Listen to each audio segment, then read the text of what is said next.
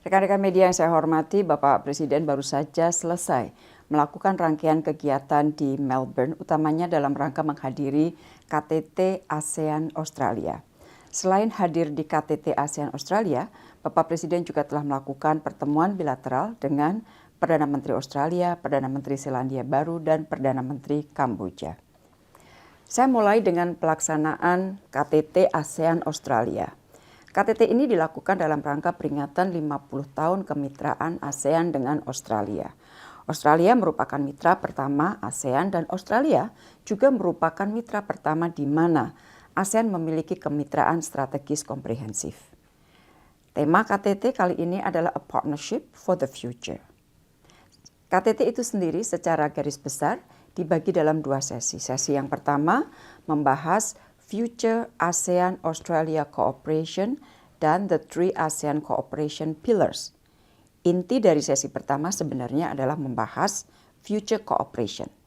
Sebagaimana teman-teman ketahui, tahun lalu Australia mengeluarkan dokumen yang dipersiapkan atau dibuat oleh Nicholas Moore, dan laporan ini adalah mengenai judulnya Invested Australia Southeast Asia Economic Strategy to 2040 atau biasa disebut strategi ekonomi Australia untuk Southeast Asia, untuk Asia Tenggara.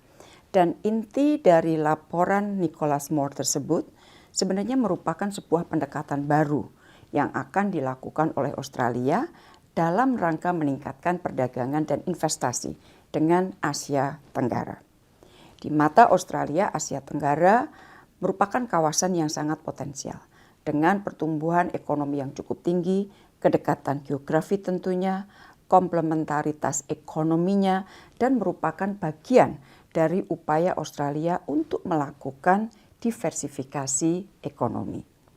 Di dalam laporan tersebut ada 4 hal besar yang akan dilakukan, yaitu raising awareness, removing blockages, building capacities, dan deepening investment.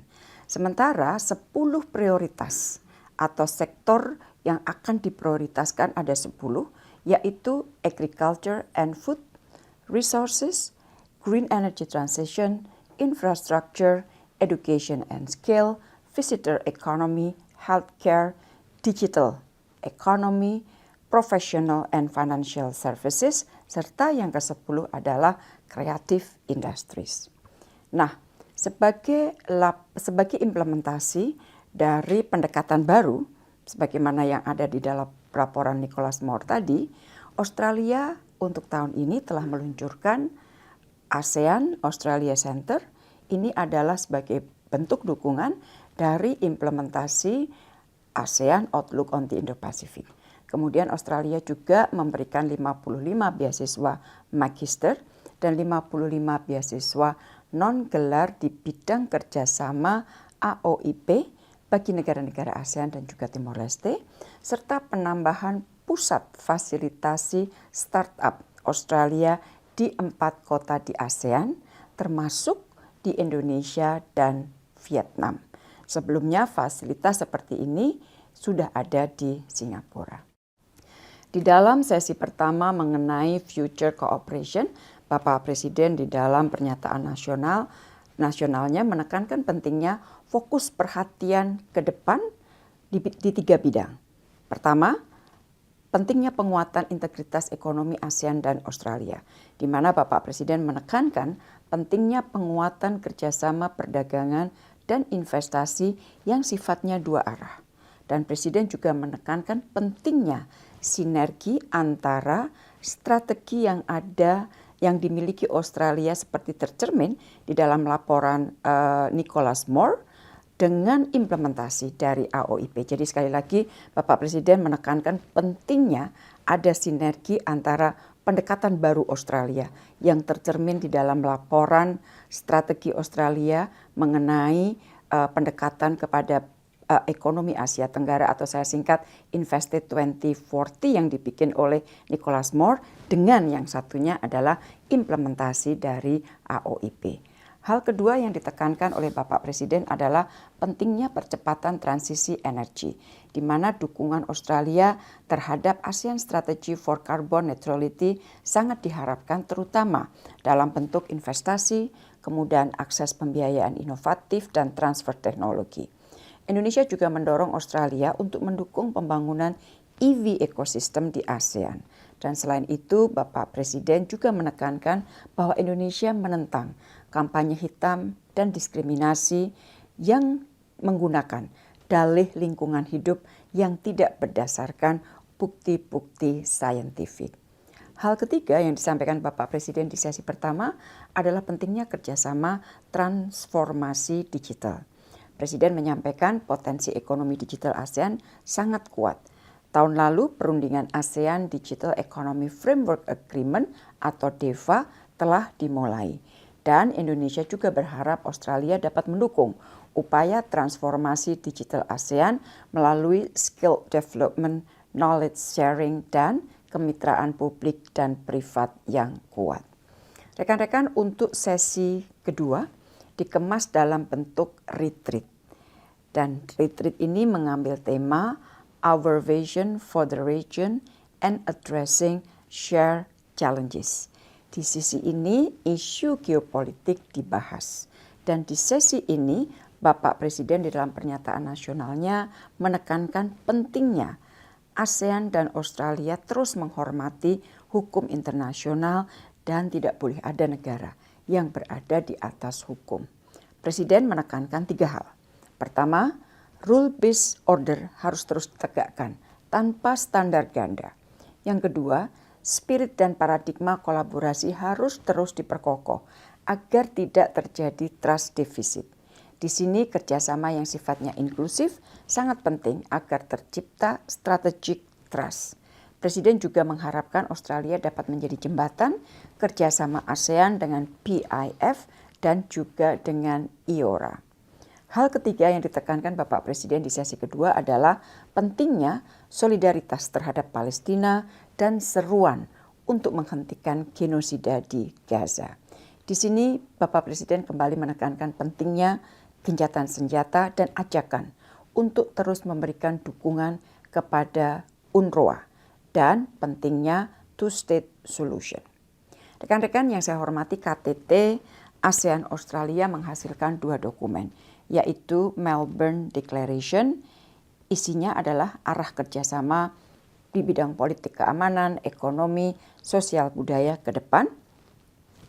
Dan dokumen yang kedua adalah ASEAN Australia Leaders Vision Statement, yang isinya adalah visi para pemimpin di dalam menghadapi berbagai tantangan, perubahan geopolitik, geostrategi, dan juga geoekonomi. Rekan-rekan, di sela-sela KTT, Presiden melakukan 3 pertemuan bilateral. Pertemuan yang pertama adalah dengan Perdana Menteri Kamboja. Dan di sini Bapak Presiden membahas 3 hal. Yang pertama mengenai perdagangan investasi. Nilai perdagangan kita dengan Kamboja tumbuh 14,6% tahun lalu.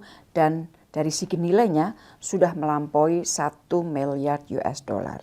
Bapak Presiden mendorong peningkatan perdagangan melalui pengembangan konektivitas dan infrastruktur di sektor udara dan laut.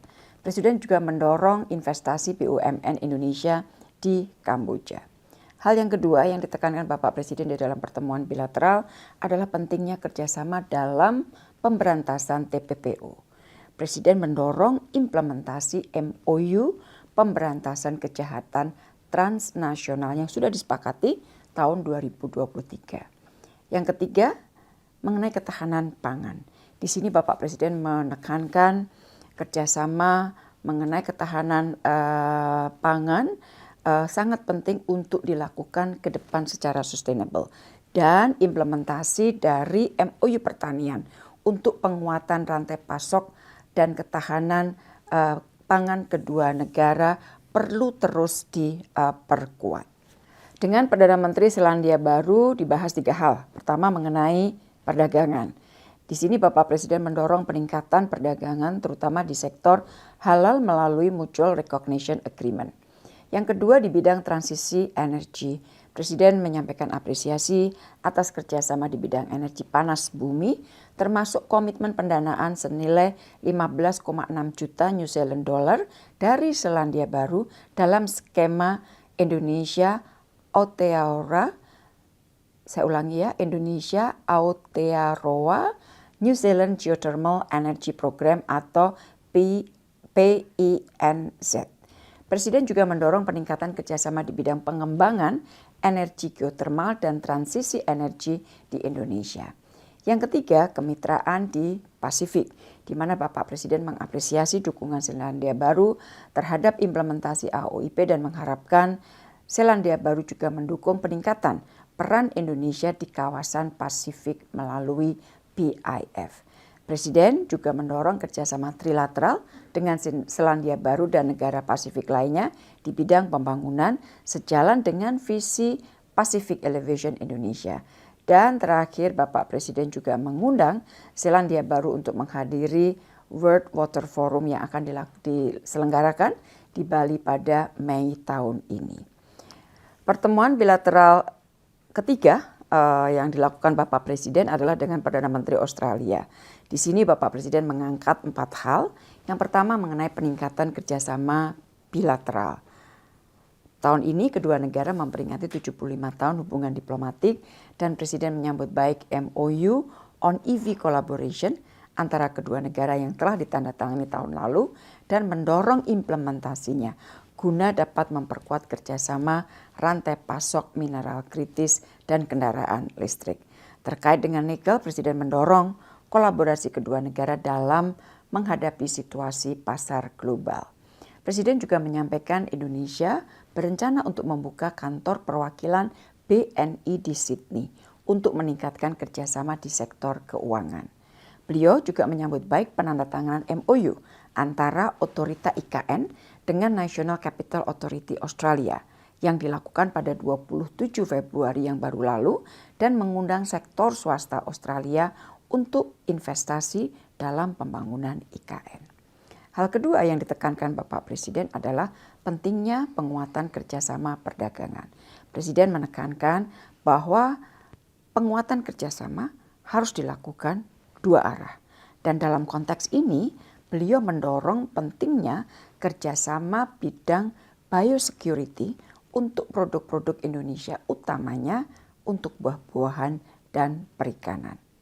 Yang ketiga, Presiden menekankan pentingnya penguatan people-to-people contact.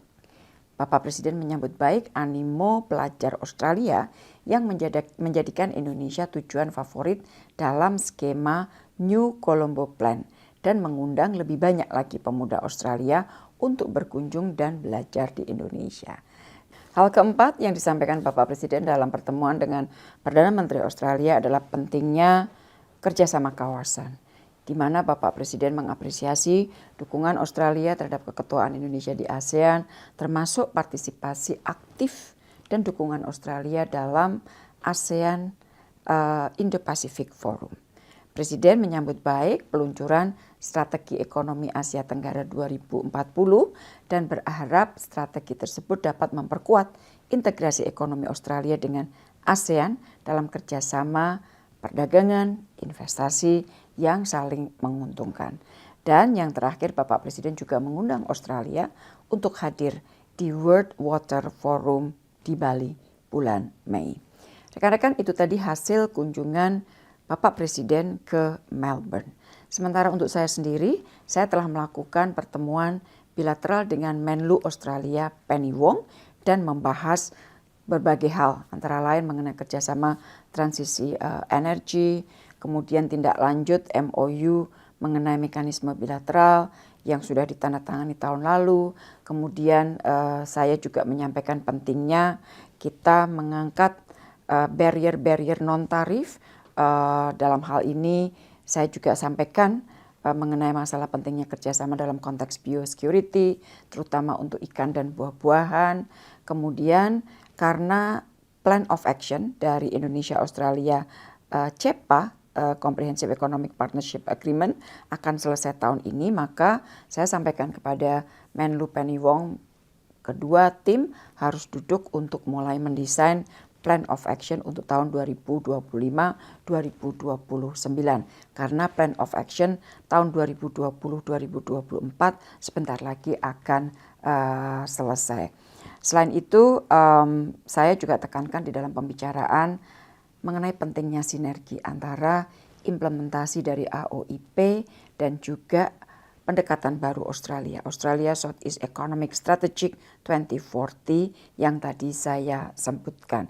Dan di dalam pertemuan bilateral tentunya kita bicara mengenai masalah Gaza, di mana saya juga tekankan agar kita semua memberikan dukungan terhadap kerja UNRWA. Setelah bertemu dengan Menlu Penny Wong, saya juga bertemu dengan Menlu Bayangan Australia, Simon Birmingham, yang membahas mengenai masalah situasi kawasan dan global serta hubungan bilateral antara Indonesia dan Australia.